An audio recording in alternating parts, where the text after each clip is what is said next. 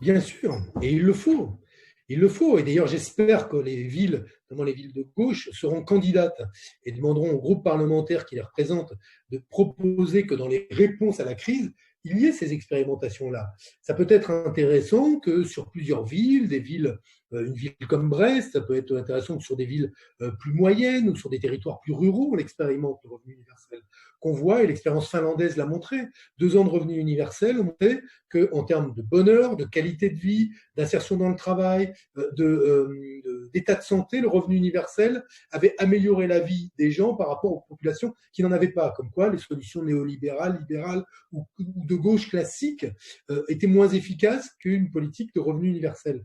Donc, ça serait intéressant, plutôt que de s'appuyer sur des études étrangères, on ait cet outil d'observation. Donc moi, je pense que si demain, une ville comme Brest, si elle était dirigée par la gauche et les écologistes, postulait à une expérimentation, ce serait quelque chose de très utile et très intéressant. Le revenu universel, on peut imaginer que, vu la façon dont il avait été dévoyé par Emmanuel Macron, qui a quand même réussi à nommer une mesure qui consistait à donner un RSA avec plus de contreparties exigées par la personne bénéficiaire, c'est donc moins bien que la prime d'activité, quelque chose qui était vraiment moins bien que ce qu'on avait, plus de surveillance, plus de flicage du pauvre, il l'a appelé revenu universel d'activité. Non seulement ce n'était pas universel, mais en plus, c'était moins bien que ce qu'il y avait déjà. Donc l'idée, on ne peut pas tellement lui faire confiance pour faire le revenu universel d'existence. Donc, ce n'est pas dans les 2 ans qui viennent qu'on l'aura. Donc, il me semble intéressant qu'on dispose d'expérimentations. Les départements de gauche sont en train de réfléchir à une forme de simplification des minima sociaux sur la forme du revenu de base, de pouvoir les verser aux jeunes, de pouvoir automatiser. C'est bien. On est là dans une lutte plus efficace contre la pauvreté.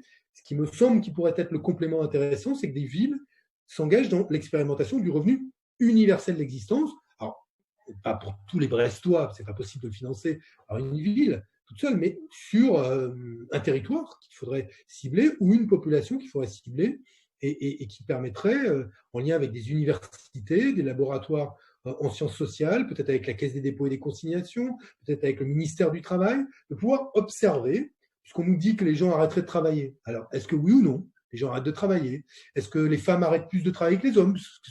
C'est ce qu'on nous dit. Est-ce que, du coup, puisqu'on nous dit que ce serait de l'argent mal dépensé, comment s'organise la distribution des dépenses? Ça, c'est vraiment intéressant à construire.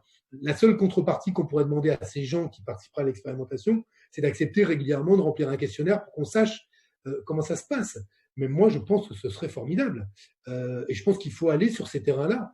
Et je me réjouis si vous reprenez cette proposition lors des élections municipales d'une expérimentation du revenu universel d'existence. En plus, moi, j'aurais une grande fierté à ce que Brest, qui n'est pas tout à fait ma ville natale, puisque je suis né à Saint-Renan, à côté, mais en tout cas ma ville de jeunesse et ma ville de cœur reprennent cette idée-là. Effectivement, ça fait partie des projets, des idées. J'encourage les écologistes et la gauche à le faire.